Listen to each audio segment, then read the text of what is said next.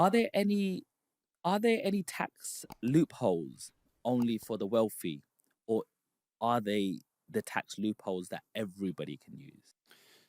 So the wealthy use them, they utilize them, but they're not just for the wealthy. You can have it, I can have it, everybody can have it, but it's about reverse engineering why you have that in place and where it ends up.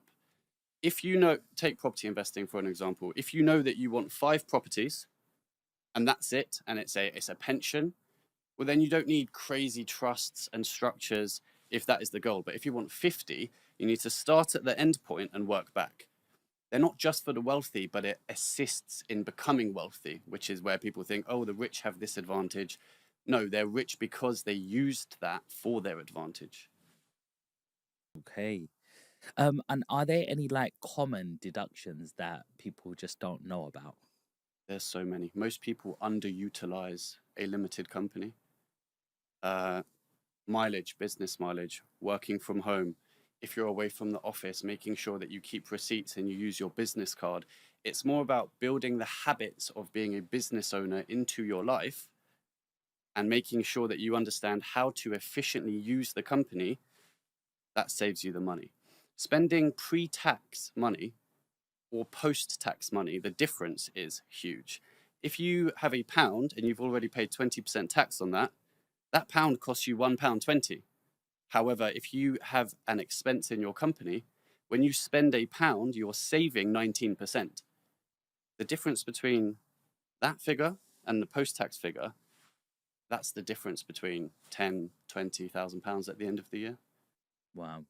Yeah. But sometimes, like, even I'm a business owner and I get really confused because I'm like, do I use my personal debit card here for this coffee? Yeah. Or do I use the business one? I'd love to use the business, Uh-huh. but I don't want no one knocking on my door over a £5, £10 expense going, you can't claim that coffee because that's not a business expense. And it's like, but I left my house this morning. I've gone to a meeting.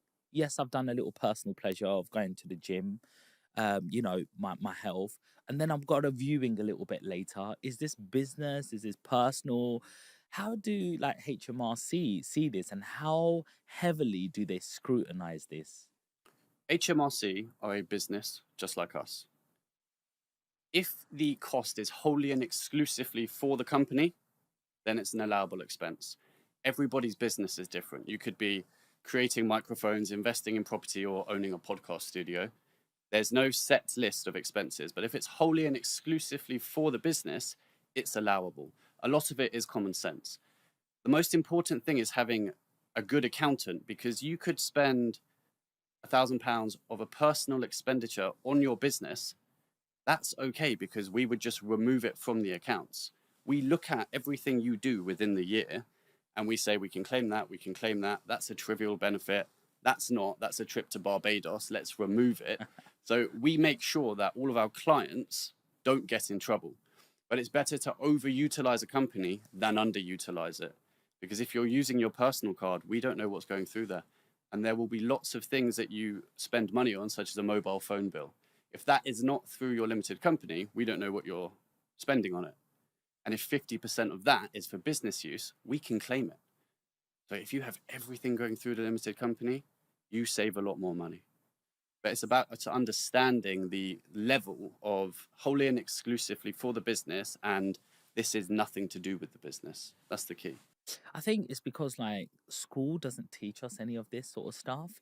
They don't. It's a very grey area. They get you ready for employment. Like, what do you want to be? A teacher, a fire engine man, a police officer, But they never go, you want to be this thing called an entrepreneur, and they won't tell you what's wholly exclusively. Like, these are like new terminologies that you have to almost learn after uni, or if you don't choose to go to uni and you end up doing a business, then you have to sort of work it out as you go along.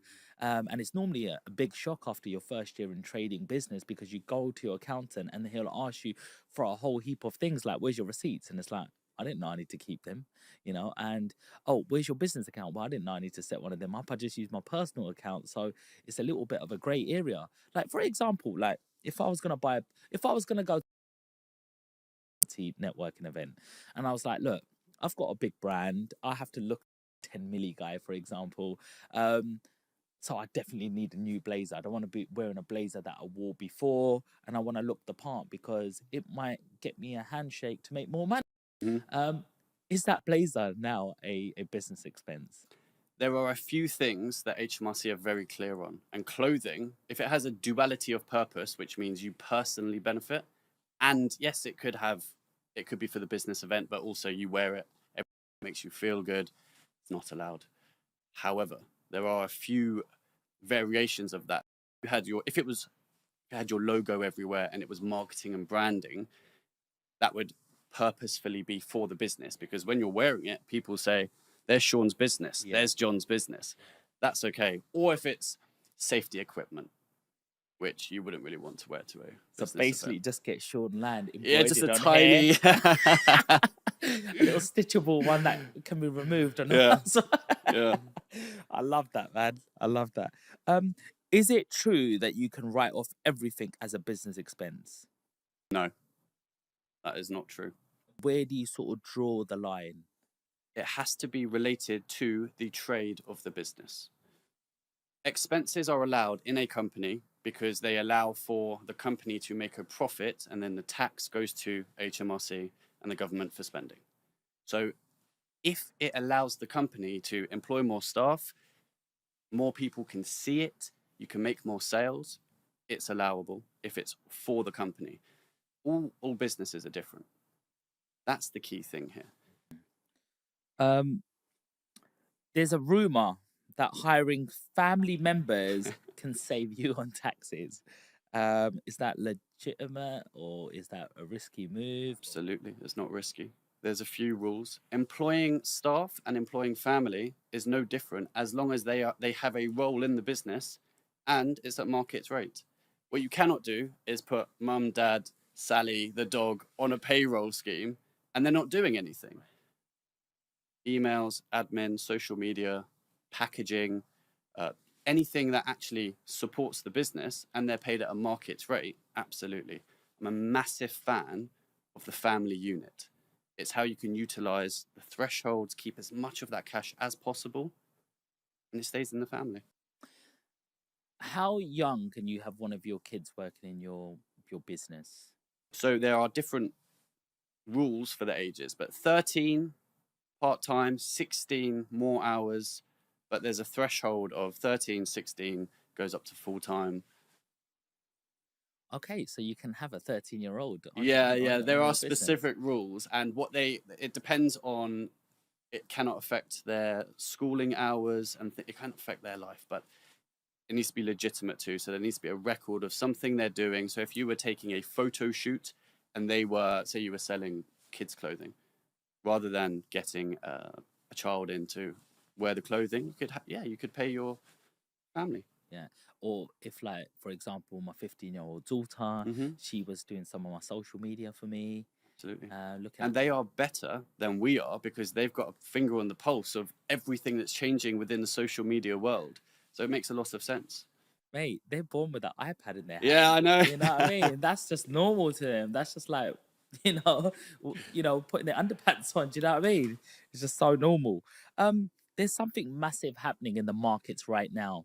So at the time of filming, this is December 2024, and we are currently in a bull run cycle of the crypto space. So we got cryptocurrency, you got the big daddy Bitcoin, you've got Donald Trump singing and dancing all about it. You've got the guy who invented, is it the Shiba coin? Elon Musk starting to work with the US government. And right now, I think if you are invested in crypto, you would have seen your crypto portfolios pumping right now. Bitcoin has just shyly missed 100,000, but they're tipping it to go to 115, 120, and it's like the new digital gold. But along with this, obviously comes taxes, capital gains tax. And being that crypto is such a new space, a lot of people are a little bit confused about what are we going to do in terms of, like, do we sell? Is it the normal capital gains threshold?